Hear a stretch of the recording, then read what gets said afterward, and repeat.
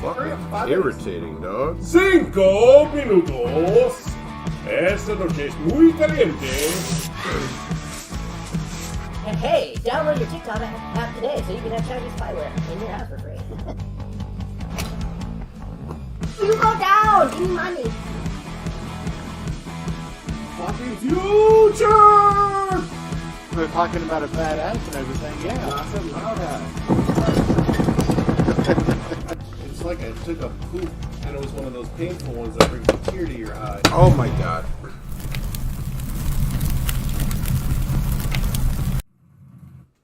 Oh, sorry. We haven't done the thing yet. We've adjusted nothing. We've prepared nothing. We haven't even muted the mic so we didn't get a sumbitch. Hold on. Are we doing the doggo cam? Are we doing the doggo cam? Maybe.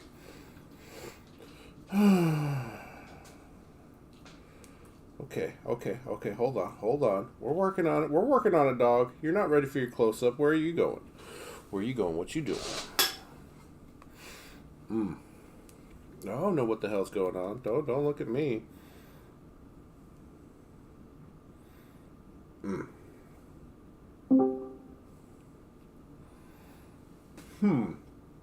Well, we haven't set up a bed for you because her bed's being washed right now. Well, her bed's drying because somebody went to the groomers today. Yes, she did. So she's smelling extra nice and her fur is extra soft. Alright, let's see. Let's get you something to lay on. Because we're not total monsters here, are we, dog? Well, maybe I am, but...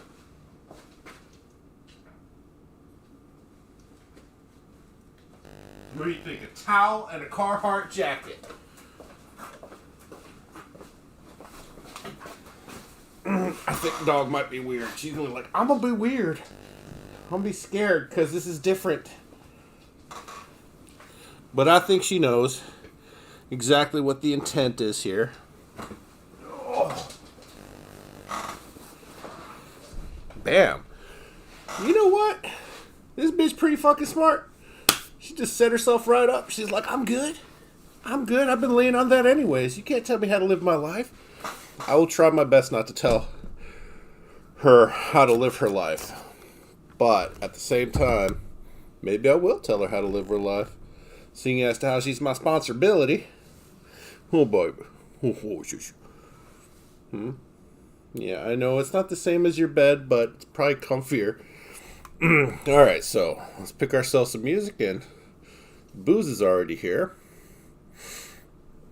Excuse me, the bourbon. Okay, no. There you go. What music were we listening to? Definitely not something copyrighted. Okay, hold on.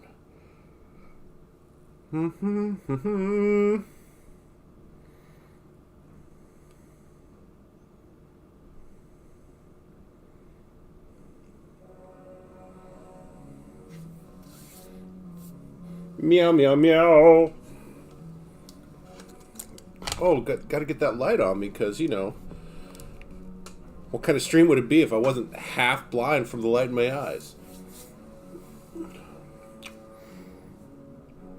We spent the last friggin' stream looking for a book, like the first 20 minutes.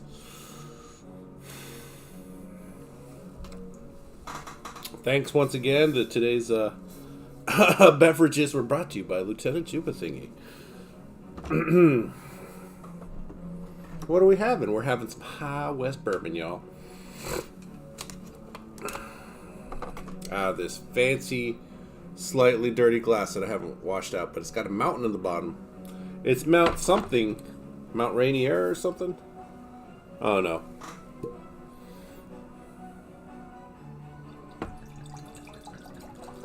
Oh, shit the bed.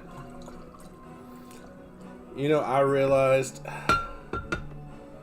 I didn't bring my water in. I know. I'm irresponsible. And I'm not to be trusted around small animals. They're delicious. Yeah?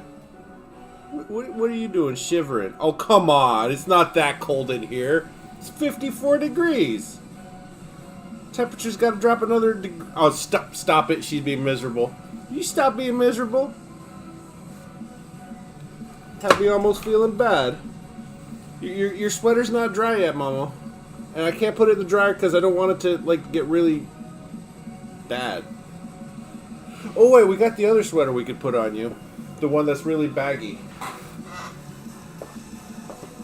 Get the baggy sweater on the dog. Come here, dog. Come here. Come here.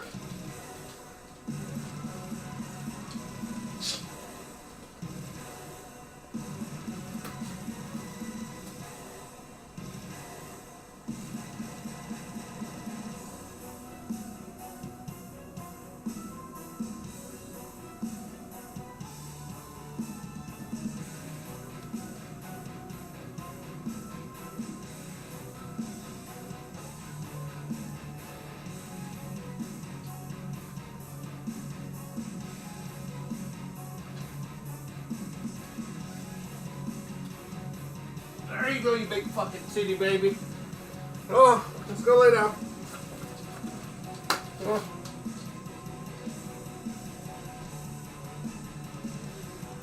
Yeah. You don't have to. You can lay on the jacket too. You don't have to lay just on the towel. All right, that's your call. You be as awkward as you want to be, Mama. I'm trying not to judge. Grab my water. Stay. Stay. That's a good girl. Stay.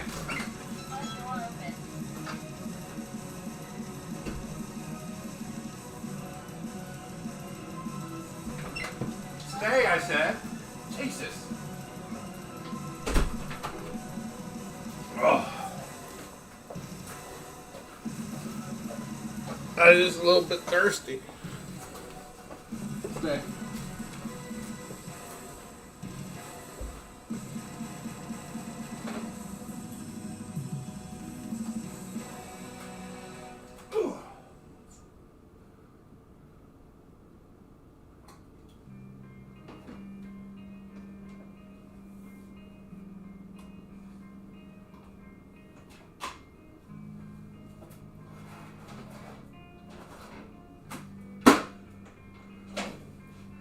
Okay, that's been handled. Now I just gotta pour the water.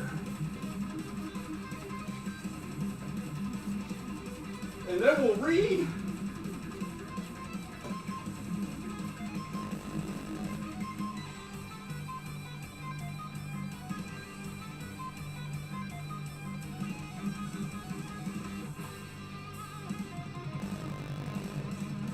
That's all I'm missing is a book. Probably use a book.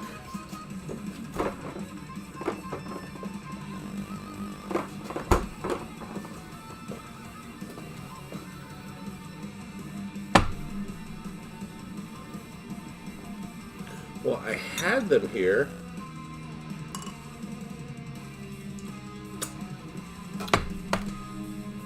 Oh, man. It tastes like whiskey and Roxy's fucking perfume shit that they fucking put on her. That's terrible. The bourbon part's fine. You gonna lay down?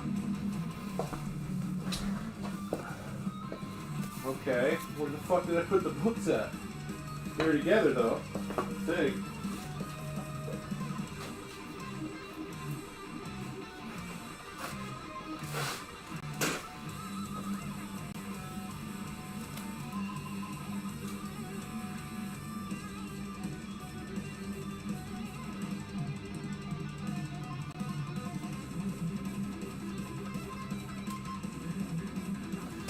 That's not it. Oh, shit. What the hell's going on here, Rox? Oh, there's my book. I knew I'd find it eventually. I was like, I put it in a place where I won't misplace it for the next Deckdome stream. Oh. Well, here we are. We're doing the thing.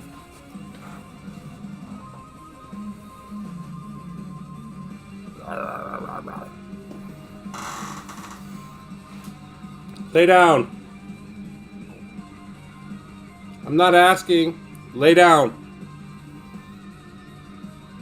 It's okay. Lay down. Lay down. Come on, Roxy. You can do it. The world is waiting on you. You can do it. You can do it. Lay down. Come on. You just gotta lay down. You just gotta lay down. What are you doing, silly butt? Lay down. Lay down. She doesn't know how to lay down anymore. It's a shame. They just lose their marbles at 5. I don't know. She doesn't have to lay down if she doesn't want to. Being a silly butt, I got you that oversized sweater.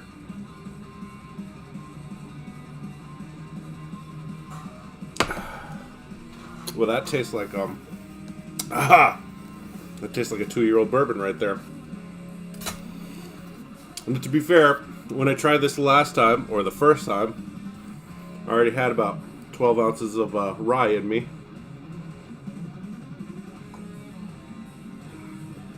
Funny how something as insignificant as 12 ounces of 90 proof rye will change your taste buds just a por quiddo. I hope everyone had a good quima. Everybody have a good Christmas. Dog, lay down. You not know how to lay down? Ooh yeah. Lay down. You can lay down or you can go to your kennel. It's your call. What do you want to do? There's no blanket in there. We're drying it. Getting it nice and toasty for you.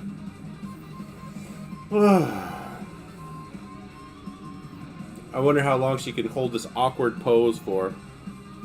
Is somebody starting a timer? The Roxy awkward pose cam or timer?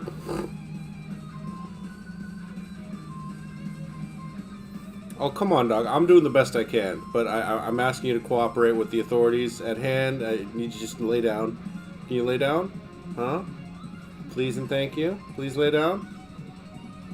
Pretty please.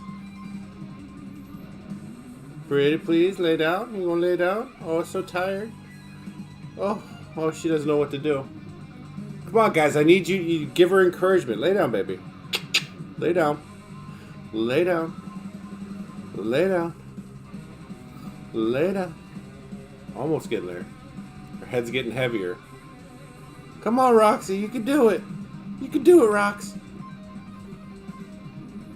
You're so close. You're so close.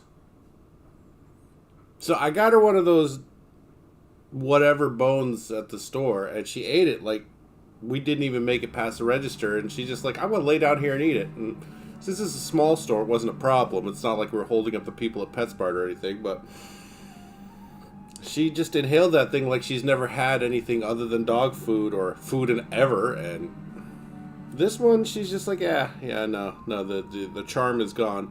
Kind of like I'm on my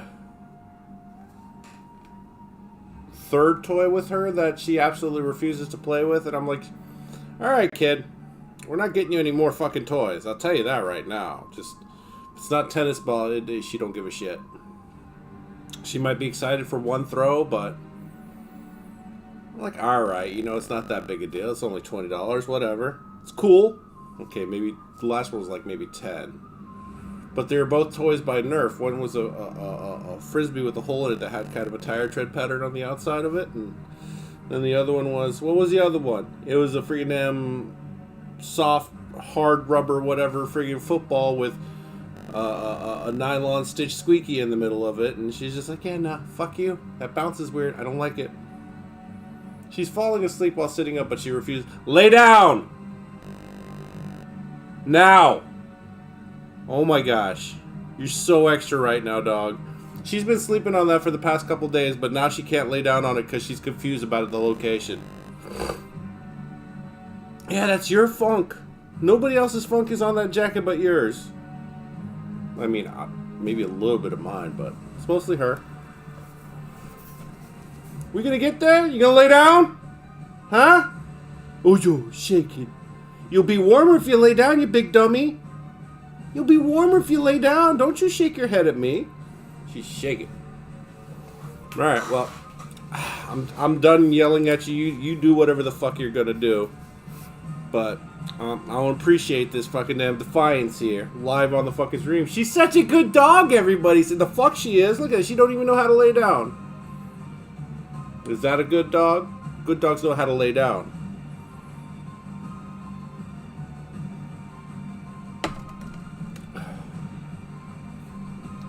Say otherwise, I'll call you a lie.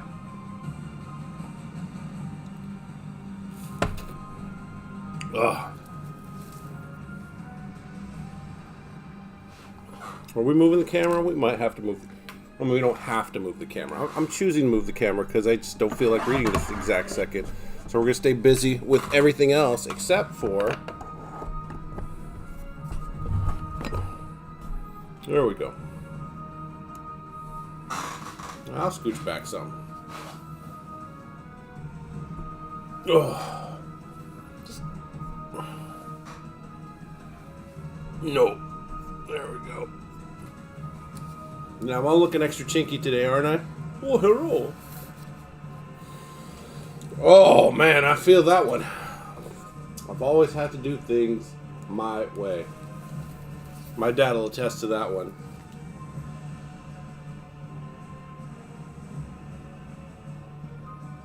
She's falling asleep, sitting up, but she refuses to lay down.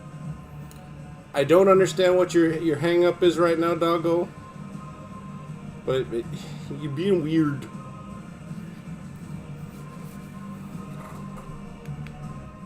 I said I don't care, but I kind of care. I care about you, you big dummy. Lay down. You know how to do it. Do I need to show you how to lay down? It's just too much. I can't handle it right now. I settled into things with Megan again, and everything was fine. I also started partying by myself again after she went to bed.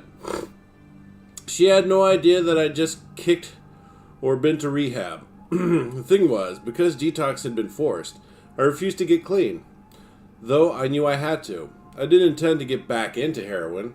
I just wasn't going to kick it on their terms. I understand. I totally understand that. Like, you know, you mentioned to the doctor that, you know, you smoke? Yeah. How much? I don't know, half a pack to a pack a day, depending. And they're like, well, we have smoking cessation classes if you're interested. It's free of charge. I'm like, no, I'm good. I'll quit when I'm ready to quit. And yes, this last time that I quit took me almost a year. Actually, a little bit over a year. Shit. July to July. So, 1 year. What is it, 7? Plus 4? Yeah, so yeah. About 16 months. Shh. Don't judge me. This last one was hard to quit because I'm just not feeling it. But it's my terms. So I've been... Well, I can't say I've been 100% nicotine free for over a week because I've had a couple puffs off of Black and Mild. But I'm not inhaling. So, you know, it's just a little oral fixation thing. You know, don't worry about it. Or you guys go judge me again. Pfft, boo. I planned a trip for Megan and me to Hawaii. And I got myself enough dope to allow me to take my use to a certain point, after which I'd kick on my terms. She and I checked into a villa on Kauai, and the moment we got there, I started the detoxing process. I was feverish, sweaty, jittery, and altogether miserable. I told Megan that I had the flu, and she believed me.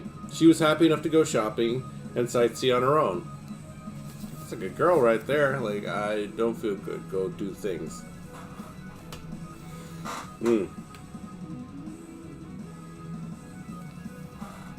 I didn't expect this kick to be as bad as it was.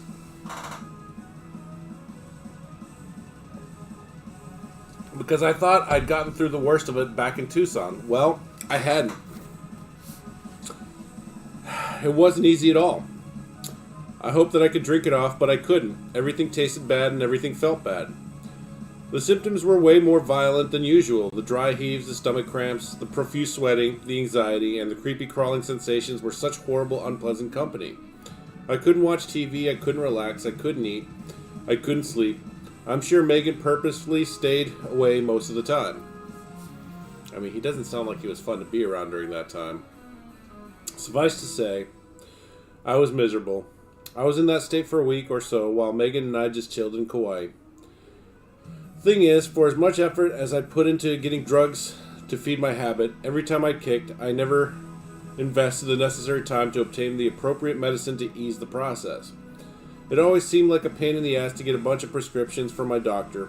It always seemed like too much planning before the day that I decided to do it. Besides, I always have to do everything the hard way, so it had always been cold turkey for me. Yeah, it's rough. Usually I get like gum or sunflower seeds or something, but honestly, almost all gum now uses like xylitol and aspartame and all sorts of other artificial sweeteners to extend the flavor period of the gum, but it leaves such a horrible aftertaste that I don't even chew gum anymore. I can't do it. Can't do the gum route at least, and I don't know. Sunflower seeds dry out my mouth, something wicked bad. So it's just something we do. We just quit because we're quitters, because we're losers, because quitters never win. So by default, that makes me a loser. Okay. People are like, oh, but think about the quality of your life, and you'll be able to smell and taste everything better. I'm like, I was trying to avoid that.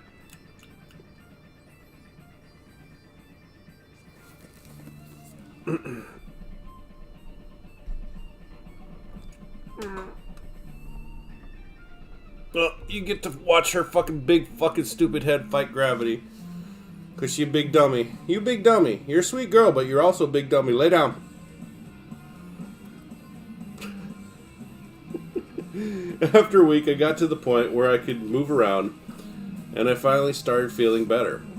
I could see that I was almost out of the woods, and I started to make plans with Megan to do the usual things tourists do in Hawaii. At the same time, I also got the wise idea to call my dealer and have him FedEx me some smack. Bro! You know what? You can't negotiate with addiction or terrorists. And toddlers are terrorists. Apparently so are dogs. Lay down. All in all, this was a really dumb plan, because at that point I was halfway through the detox process. I would have made it if I'd been able to hold on for a few more days. But I refused to, plain and simple. In any case, my dealer could only send me a finite amount, so it was no more than a short-term solution. Looking back, I must say that it was a particularly stupid decision. Oh, really? I see no problem with it, but okay. The dealer in question was the most high-end of the guys that sold me heroin, and he convinced me that my yearning could be fulfilled safely via first-class mail with very little chance of being caught. Okay. I agreed to it, and the moment after I did, I remembered something. Mark, the guy from Faster Pussycat, the guy we duct-taped and sent to the lobby in the elevator, had recently been busted for having someone send him drugs through the mail. What the fuck was I thinking? The next morning, I was all jumpy, as junkies will be, anticipating the arrival of drugs. I still worried that I'd be busted picking them up. I weighed the pros and cons back and forth all morning until the phone rang. Hello, sir. This is the front desk. You have a package here. Huh? I said. I have a package? I'm not expecting a package. Yes, sir. You have a package from the mainland. I believe it was sent from Los Angeles, California. I decided to take extra precautions. I took the service elevator to the first floor. It let me out in a concealed corner where I could sneak into the lobby maintaining a sniper's perspective. Nobody in the area seemed obviously suspicious, but I wasn't sure whether some of the hangers about were cops or not. I was sure, however, that whatever it was that I was wearing was totally unpresentable. I slunk up to the desk from the alley by the service elevator and just went for it, keeping one eye peeled, so to speak. You know, I got a phone call saying that someone sent me a package, I said to the entirely innocent looking, but maybe she knows something about this girl at the front desk. It's totally funny because I'm not expecting anything at all, I smiled. At least I think I did. She fetched the package, which turned out to be an envelope full of CDs hiding the dope. When she put it down on the counter in front of me, I froze. I looked at it, but I didn't touch it. Here's your package, sir. Is this it? I asked. That's so crazy. I wasn't expecting anything. I looked all around the lobby, my eyes prying the corner, searching for cops or feds moving in for the kill. It's really odd. I'm totally surprised. I did not expect to get a package sent to me here at all. Wow, bro. Be more suspicious. Don't be suspicious. Don't be suspicious. What are you doing? You gonna lay down? You gonna lay down? Here. There you go. You can put your feeties on the jacket. It's okay. You've already laid down on it all on your own.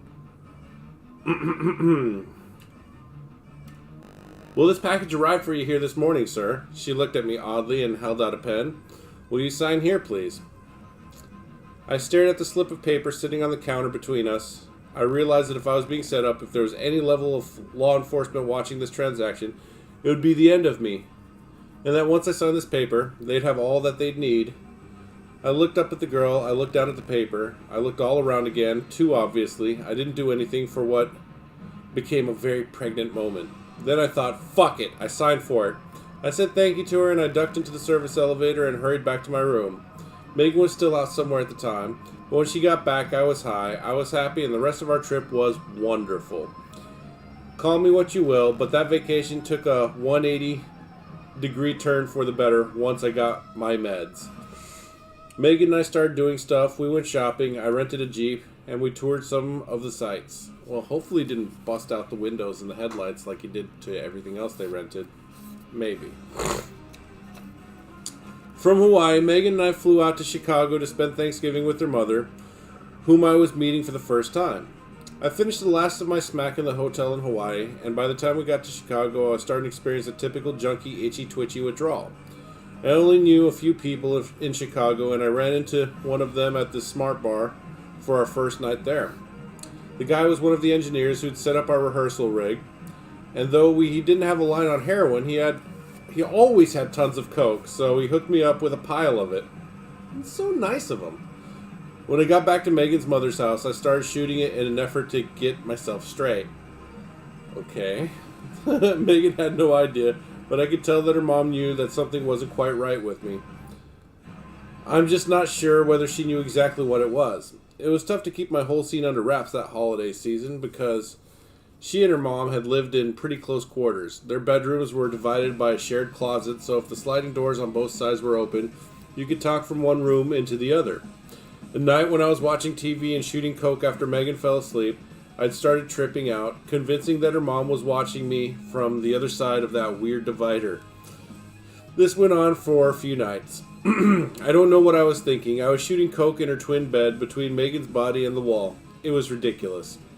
Speaking of Megan, is anybody else interested in seeing the Megan movie? I know it's a no, but I'm still going to ask. Oh, and does anybody want to go see the new Avatar movie? I'm going to go see that soon. With or without anybody, but, you know, penis.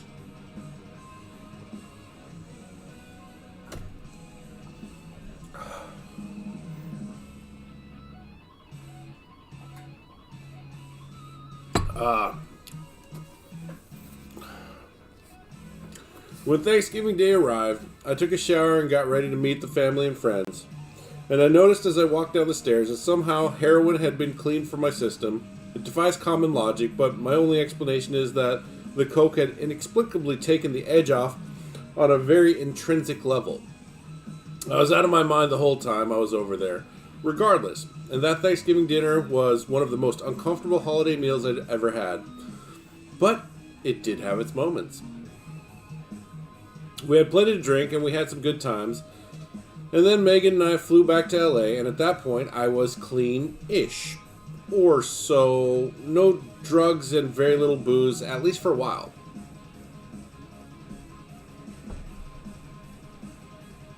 Oh, look at you, you're capable of laying down. Holy shit, it only took, what, 40 minutes? I'm impressed. It's whatever, dog. Before I knew it, Christmas was around the corner and Megan started planning a lavish party. And she was way into into the decorations. She bought a fondue maker and she invited all of her friends to her winter wonderland. It was the most bizarre thing I'd ever been involved with for a long time, and the fact that I was straight made that feeling pretty hard to ignore. The day before the party, she came home with about $400 worth of useless garbage that she'd bought at the market to decorate the house. That was my breaking point. Feel you on that, Slash. People buy fucking random stupid holiday ornaments and shit. I watched her decorate our place, thinking All the while, I don't even know who the fuck you are. We had the Christmas party, we had our friends over, and as soon as they'd gone, I set about telling Megan that she was going to go as well. It wasn't cool and it was pretty explicit. I flipped on her for going to the market, but that wasn't the real issue. I was done with her, cut and dried, and I needed her to vacate the premises as soon as possible. It didn't matter to me how she'd gotten there. It just had to stop. It had to end immediately. It went horribly. I looked her in the eye and said, "Go away," and she went. Her friend Karen, who hated me anyway, showed up and packed her up. Looking back, once I was sober, I didn't see Megan the same way at all. She was sweet, she was fine, but she was just there.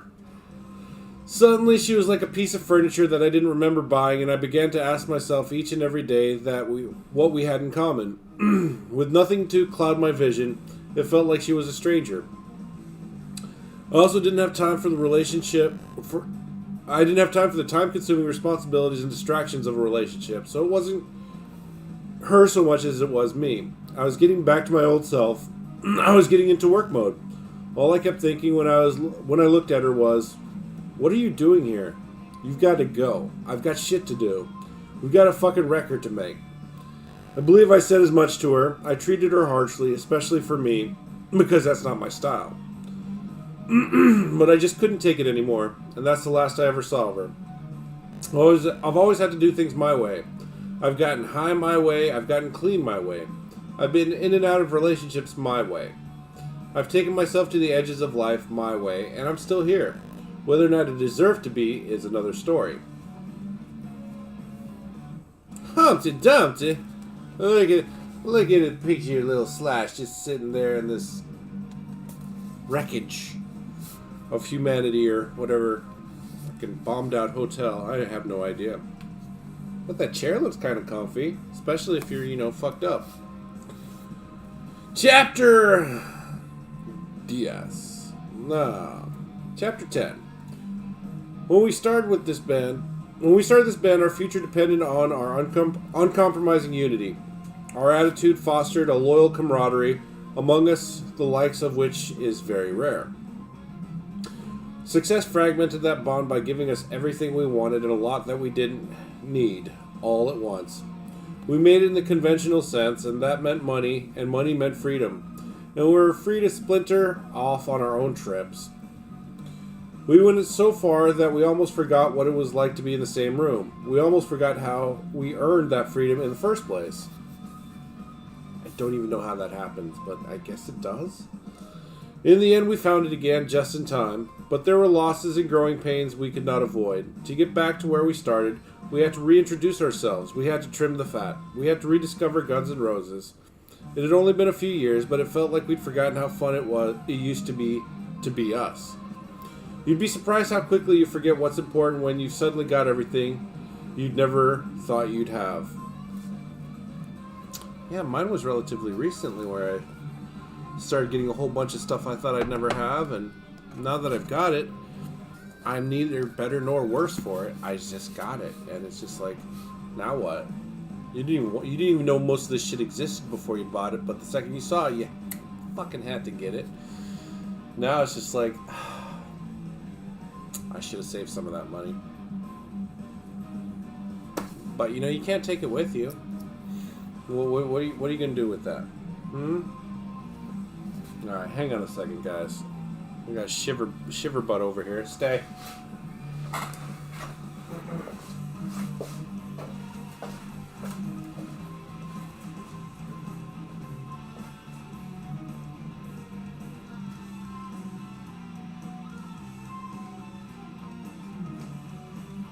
Oh my god, fresh out the dryer. This thing is warm? Girl, I'm about to wrap myself up in this shit. I'm looking all crazy. Move. Go on, get. Oh, fine. You know this is for you. This is going to be too hot for you, dog. This just came out the dryer. It is piping hot.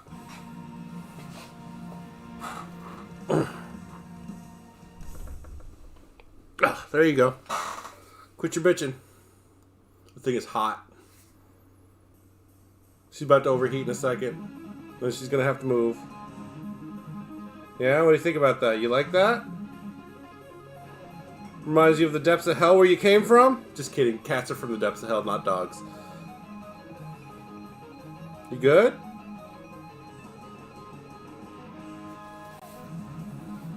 Well, if she gets too hot, I'm hoping she's smart enough to know that it's time to move.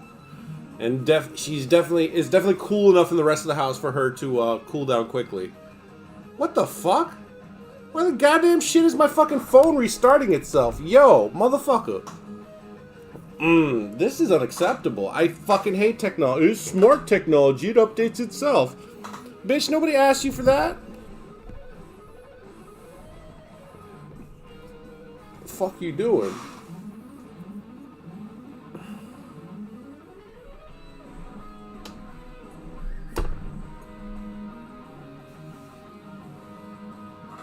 Come here. No? Okay. Have it your way. Been having it your way. She's not shivering anymore, I'll tell you that right now, though. I put her blankie on her. Fresh out the dryer. Oh, there goes the eyes. They're getting heavy. Okay, whatever, dog. See, I'm thinking I should pick up, like, some kind of habit, like cocaine or heroin. What do you guys think? Do I need to have a more freaking hyper personality that's probably a little bit more aggressive, or do I just need to chill the fuck out and just be like, it's mellow, bro. It's fine. Sleeping is the only way to go through life. What you think, Rox? Huh? Heroin or cocaine? Definitely can't do weed, though. The smell is just too much. Just kidding, guys. Don't do drugs. You probably shouldn't do drugs. How's that? Once I dropped the smack again, once Megan was gone, and once I started hanging out more with Duff, listening to music, drinking, and doing the occasional line, it all came together. It was all no big deal. I transitioned out of smack like I had before into drinking and was ready to do some work again. And that was good. I mean, but was it? Like, I'm not trying to judge, but, you know, we've all had our run-ins with friggin' heroin, right? Maybe. I mean, mine was in pill form, but I did alright with it. My problem is that life is hard. I think that's most everybody's problem, that life is hard. But, you know, we all cope differently. Mine's just temporary off switch with little chemical assistance.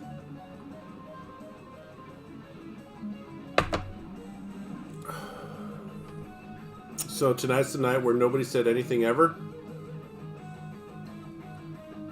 I mean, it fucking happens, but goddamn, guys, really?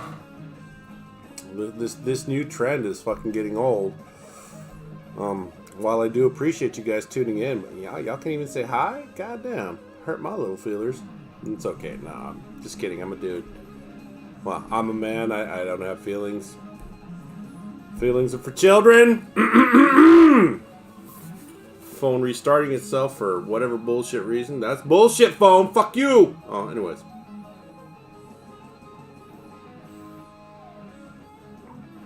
Izzy hadn't come back from Indiana yet, and he wasn't ready for the temptation of LA.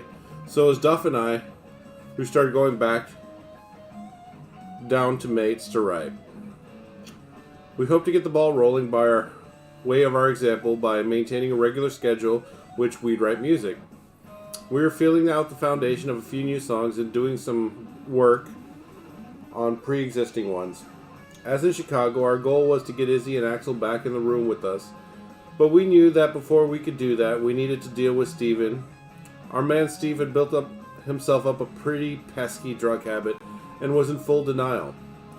Steve never grew out of those junior high rock and roll fantasies, even when the threat of losing them was staring at him in the face. So we had our work cut out for us.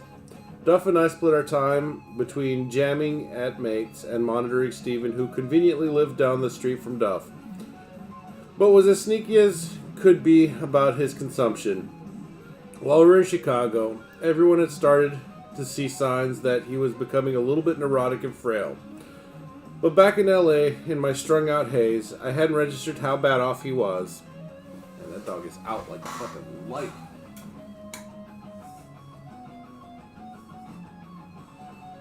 Sorry guys, old eyes, I need a little more light.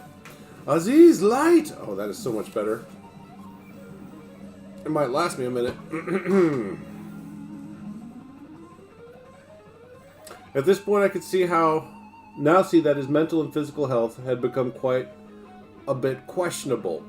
Under the circumstances, it was forgivable, but I think somewhere along the line, we'd forgotten that Steven was the type who needed somebody to look out for him all the time.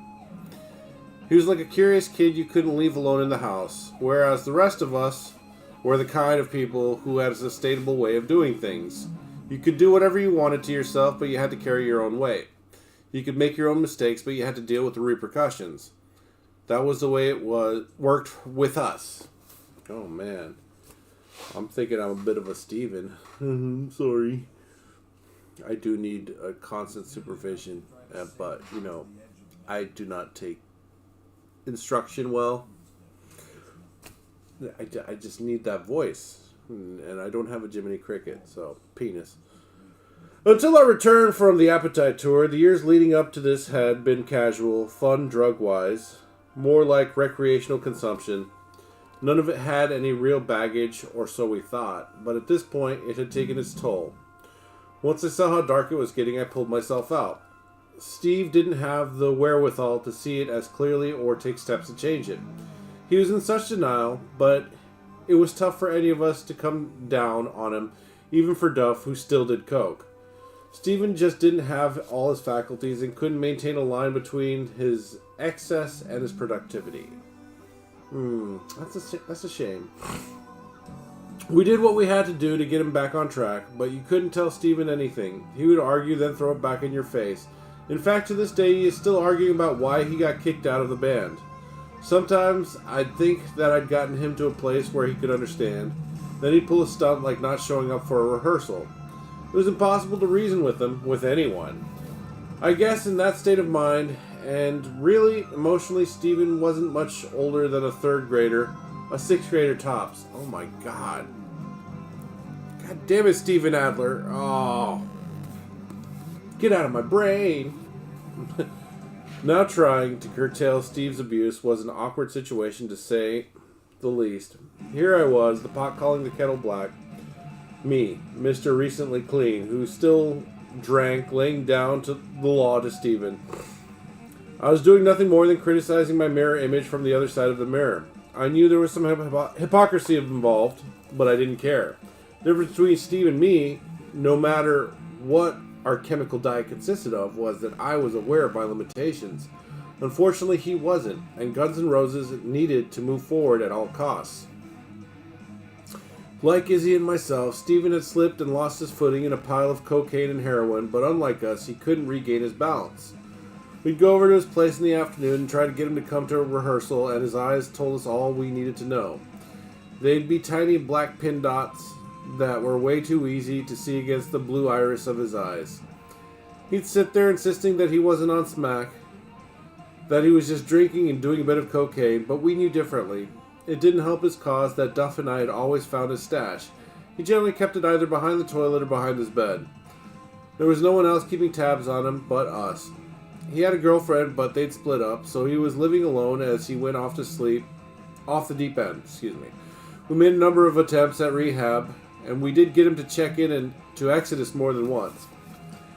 Every time he did, though, we'd get a call that he'd scaled the wall or run out the back door. Of course, whenever he did that, he'd be predictably irretrievable for the next few days. It must be some kind of record. In total, during this period, Steven escaped rehab 22 times. Duff and I stuck by him, but we knew that it was a matter of time before he wore down whatever goodwill the rest of the band had toward him. It happens. Fortunately for me, I was never in a band for any period longer than about 6 months to a year. Just like relationships. 6 months to a year. It's the most anybody can tolerate me for, and vice versa. It's because I've just got such an awesome winning personality. Penis. Well, I'll be damned if I don't have you guys saying waffles and penis. Maybe not in fucking text form on the goddamn stream, but otherwise. Don't fight it. Don't fight it. Waffles. Penis. Meanwhile, somehow Axel and I had become civil again, and we were both excited about getting to work on a new record. I guess it was fishing season again, and Axel knew I'd succeeded in getting off heroin, and he was committed to staying off it. After so many false starts, Axel, Duff, and I started to regain our sense of unity, and Izzy wasn't too far behind. We were all glad to see him when he showed up at Mates. He wasn't there every day, maybe 2 days on, 1 day off, but we worked around all that. Izzy is just so easy to get along with. He jammed with Duff, Steven, and me on a few new songs, and in those instants, the old energy came back and it all became very exciting and electric. We all gathered in my house and wrote more than half of both Illusions albums on acoustics, literally in 2 nights. We started off by going through the stuff we had from the old days that we'd never done anything with. We reintroduced Back Off Bitch and Don't Cry. We had The Garden, a song that Axel and Izzy wrote with West Arkeen. Estranged was a song that Axel had been working out on piano for a long time. He'd been playing the same parts over and over in Chicago and afterward. It was clear that it was working itself out in his head. We started writing guitar parts for it back in Chicago. So it came together in no time once we focused on it. November Rain had been ready to go on Appetite for Destruction, but since then we already had Sweet Child of Mine. The majority of us agreed that we didn't need another ballad. Besides, the original demo of that song was 18 minutes long, give or take, and none of us cared to conquer it in the studio at that point. It had been a song that Axel had tinkered with for years, but whenever there was a piano present, it had been around forever, and it was finally getting its due. Axel had been annoyed when Tom Zutaut suggested we hold it until the next album, because that song meant a lot to him. He let it go, though he resented that decision for years. We had the rough framework for Civil War, kicking around since the first tour of Australia. I wrote the instrumentals, Axel had written and revised the lyrics for it several times, but everything fell into place when we brought it out again. You Could Be Mine was another track that wasn't new. It was written during the Appetite sessions, and I always felt that it should have been on that album because it is more reminiscent of that time than anything else on the Use Your Illusion albums. I do not disagree on that one, Slash. We had spun our wheels for a long time, but over that couple of nights at the Walnut House, the creativity at the base of our band chemistry came back to us. Izzy and I both brought out a few rough ideas, and before we knew it, we contributed to developing them into complete songs. I had a track called Bad Apples that was fresh from Chicago, along with Get in the Ring, which Duff had written the music for. Everyone jumped on those right away, as well as a long, heavy guitar riff mantra that I wrote living with Izzy that evolved into the song Coma. The song was 8 minutes long. It was just a repeating pattern that got increasingly mathematical and involved in its precision as it progressed. Axel loved it, but at first it was the one song he couldn't come up with the lyrics for. He was very proud of his gift for lyrics, so he was pretty frustrated by it. Until one night, months later, when the words just came to him, we finished another epic number. I'd begun with Izzy, called Locomotive, and there was Dead Horse, a tune which Axel had done the guitar and lyrics for years earlier, before we'd ever met. Duff brought in So Fine, complete with music and lyrics. Before long, we realized that we had more than enough songs for an album. In a few sessions, we managed to pull all of that material together quickly and relatively painlessly. I still had no idea why it had taken us this long, but it was clear that as soon as we took a second to put the bullshit aside and got together without animosity, we fell naturally right back into the band vibe. The thing that's funny about the Illusion records is that aside from a couple of songs, there are really no dramatic arrangements on them at all, because we threw them together real quick. The ones I brought in, like Locomotive and Coma, were fully arranged from the start, when then Axel wrote lyrics to them. With the exception of piano epics, the rest of the songs were really simple and didn't need much working out. We didn't spend afternoons debating on how many times a bridge was needed in a song, or coming up with tricky chords for a breakdown. Once we got together again, we were in such a good mind frame as a band, just hanging out together for the first time in quite a while. We were all getting along really well, so it was all fun again. I don't know about all that. Of course, nothing's perfect. Funny thing is that whenever everything is going well, Axel always made it seem interesting. One of the sticking spots in the Reformation was that once we got into full gear, Axel wanted to add keyboards to our sound. He wanted to hire Dizzy Reed, the keyboardist for The Wild, the generic LA band who practiced next door to us in our dingy storage unit studio at Sunset and Gardner. Dizzy was a nice guy. I just didn't see any reason that we needed a keyboard player in Guns. I was adamantly against it and felt like it diluted the sound of what was already a great rock and roll band. Piano or electric is cool, but I'm an old school and I was never into phony synthesizer sounds. Good for you, man. Stand by your fucking guns and roses. Penis. Axel, on the other hand, felt passionate about the artistic evolution the band needed to make. Our conversations weren't too heated because we weren't making an effort, so sometimes we'd crack jokes about it, and he knew the rest of us didn't want to do it. All the same, as adamantly as I was against it, he was for it. So, in the spirit of keeping things happy, I finally and reluctantly gave in, and so did the other guys. It wasn't worth going backward. Dizzy became a hired gun, and we proceeded to pick on him relentlessly. He was like the Ronnie Wood of Guns N' Roses. I don't even know what the fuck that means. You're the Ronnie Wood of Guns N' Roses, mate. If you don't like it, you can fuck off. There's a fucking door, mate. I don't know where that came from. Felt like a coked up, whiskeyed out friggin' damn producer. Fucking East London, mate.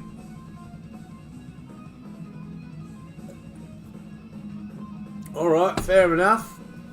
Let's continue, shall we?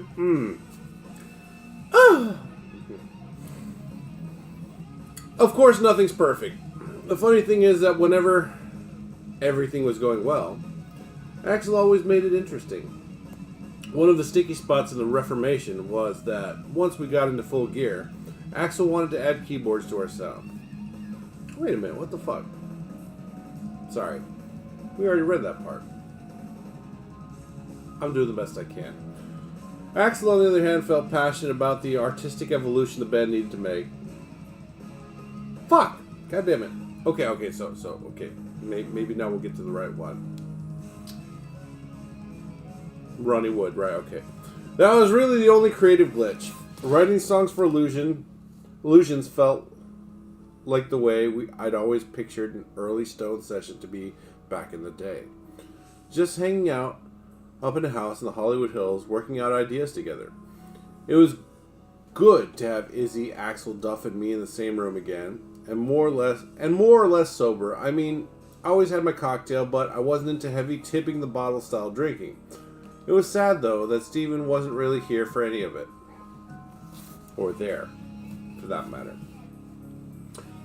As I feared, he had become the odd man out. At rehearsals, Duff and I had the tedious job of dealing with him. While Axel was aware of the situation, he wasn't obligated to watch over Steven 24/7 like we were.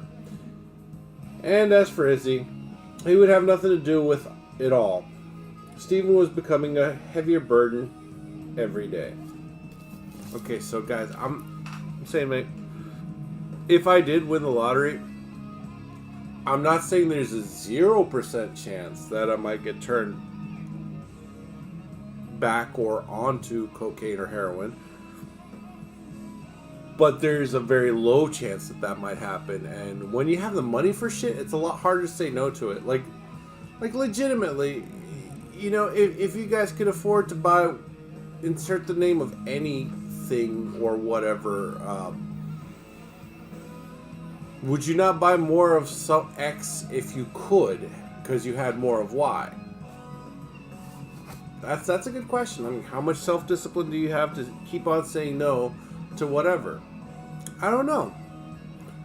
For me, it's always been mostly a financial decision because clearly you look at all this, you know I don't care about my fucking health or longevity. What am I gonna stay around for? I mean, I don't know. It's for people to take me and my time for granted, because that's all. As a retiree with nothing but time on his hands, that's all I've got to offer. And people are like, oh, he's always gonna be here, so who gives a shit, right? Okay, so let's get back to the fucking thing. Heroin does sound good though. Come on, guys, let's go for a teenth of heroin. No, I'm just kidding. It's a bad joke. I'm sorry. Nobody's listening anyways. It's fine.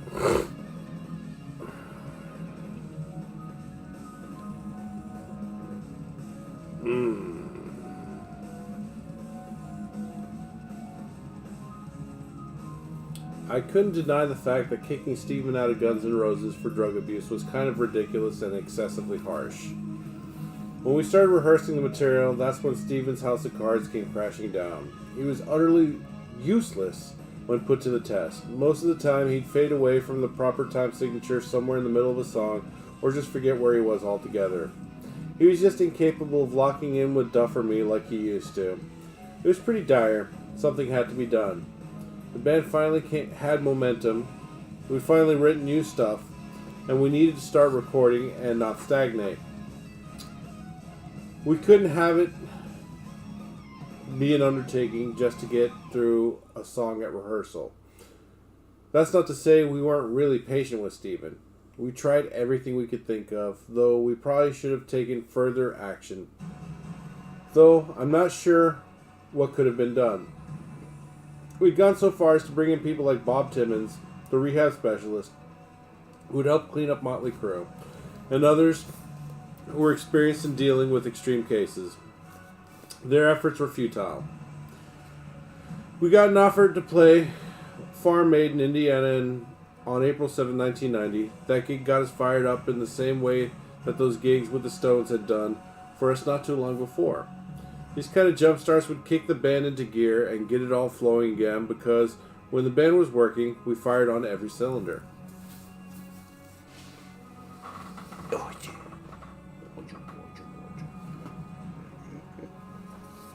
Haha, I disturbed your sleep. Put that bone in your face! Yeah, I did that.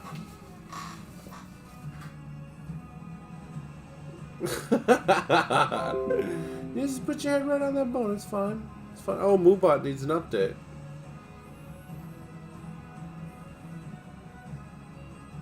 I wonder if I got up right now if she would follow me, or if she's just like, I'm comfortable in my little nest. You know what, let's take a little break. I'm going a little cross-eyed with this shit anyways. I would ask the neighbors if, hey, you guys can go out for a smoke break. I'll do a thing. But more than likely, I'm not going to get a response. And if they're outside, then it'll be just coincidence. So I'm probably just going to go out back and have a couple puffs, black and mild. I'll be right back. Not expecting a comment or a response. So I'm just going to go out back. I'm not worried about it.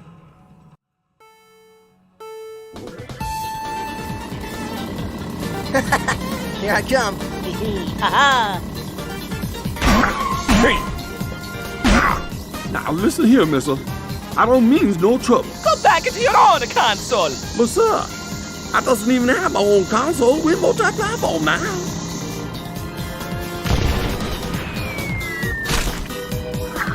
Knuckles? It must be a Mario. He takes racing too seriously. He takes everything too seriously. You motherfuckers invite non-Nintendo characters onto my track? No, this is auto racing.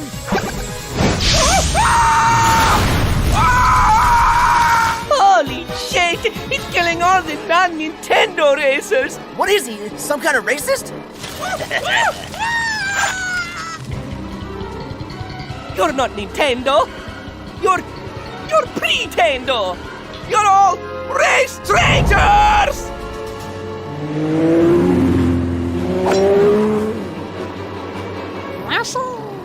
Ah! Oh my god! Ah! I'm fucking going to my head! Ah!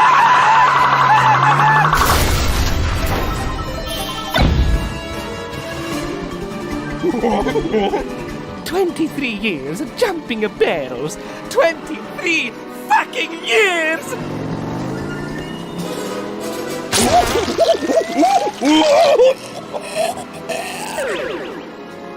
Oh god! Oh fuck! Oh fuck! Oh fuck! Luigi! Coming for you, nigga.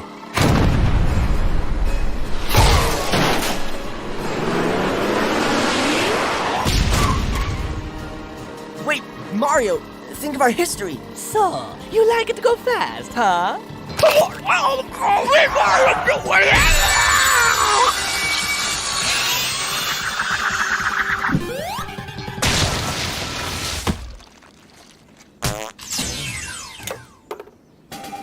All right, I caught it. Now it's mine, and I can force it to do whatever I want.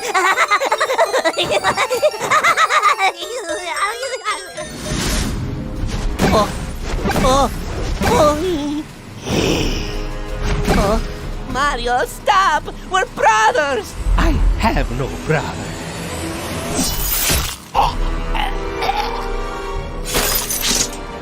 Mario! Oh shit, it's Kratos! Fuck you, Kratos! You PlayStation characters never learn!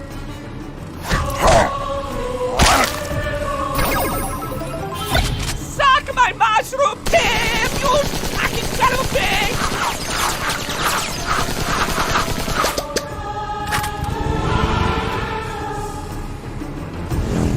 Oh, hey Mario!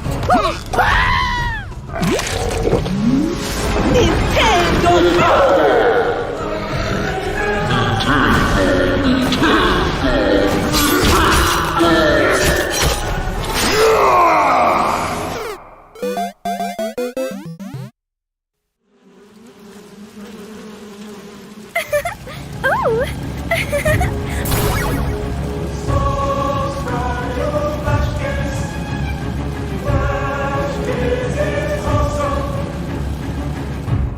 Flash kids. I'm sorry, boy. Oh, come on. Don't do the dance. Don't make this harder than it has to be.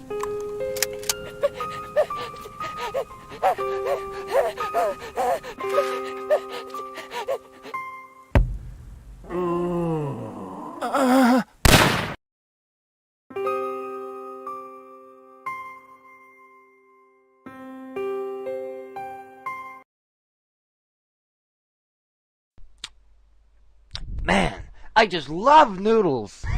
Not as much as me, dude. Not as much as me. Oh yeah? I bet I love them even more. Okay then, how much do you love noodles? This much. And I will always love noodles. Yeah, I'll always love. Go lay down.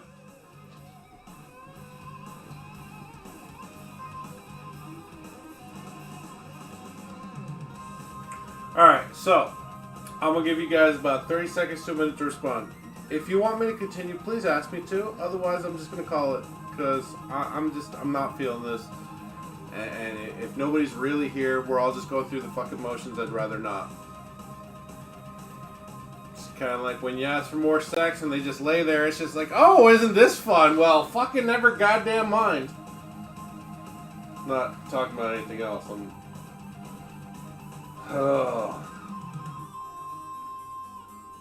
Like, I want you guys to be here and present. If you're just here just to support me, I appreciate it. But, I really do mean it when I want interaction and communication. But if I can't get that, then I just don't see there being a point of me even doing the stream. Honestly. Like I said, I love you guys, but goddamn, you can't even fucking say hi.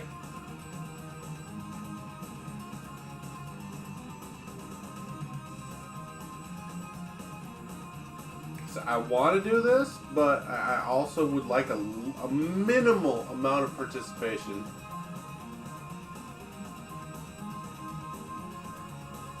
I don't know.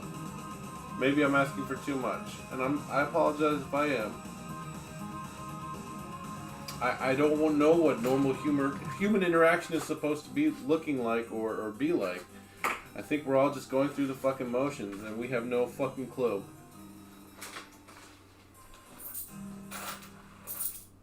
What the fuck kind of bullshit is this?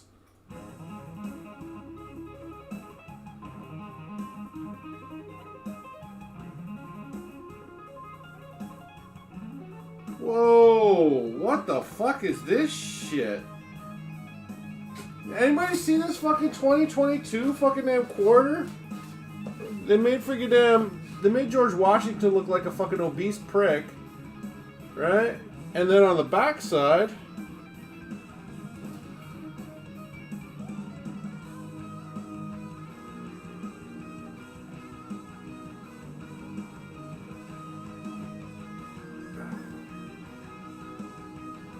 is this Mexico trying to freaking devalue our currency? We're doing fine without your help, Mexico. Alright, well, you guys have voted with your lack of words. I don't know, fucking chat's broken right now. But you know what? For those of you that are watching, you know how to get in contact with me with other ways. Messenger and so on and so forth. Clearly you guys don't give enough of a shit to keep this going, and why the fuck should I?